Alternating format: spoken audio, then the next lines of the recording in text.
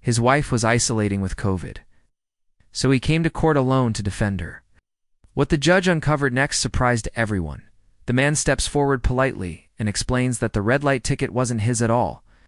His wife had been driving the car that morning, but she was home isolating for COVID, so he came in her place. He says she was running late for work at the hospital and genuinely believed she could make the yellow light before it changed. He speaks calmly but honestly, saying the camera captured exactly what it captured. Still, he asks for a little mercy from the court, just a bit of understanding, because his wife has never had a violation before. He mentions he himself came to this courtroom 3 years ago and also has a clean record. The Judge Caprio studies the footage and points out something important. She crossed the line only 0.2 of a second after the light turned red. I'll raise her thin margin. The kind of mistake anyone could make.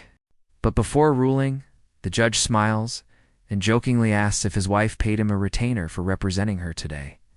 The man laughs, saying the retainer was simply her telling him to show up for her this morning. As the discussion shifts, the judge asks what area of law he practices.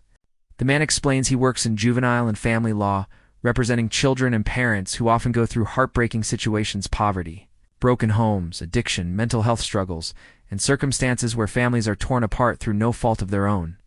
He says the work is difficult, but he does it because he wants to make a difference. The judge listens with real respect and acknowledges how emotionally heavy that kind of work must be. He tells the man he deserves to be congratulated because helping vulnerable families is never easy. The realities behind those cases can be truly painful. After a quiet moment, the judge gives his decision. Because the violation was so minor and the circumstances understandable, he dismisses the case completely. The man nods with gratitude, thanks the court, and leaves with a relieved smile, knowing he did right by his wife.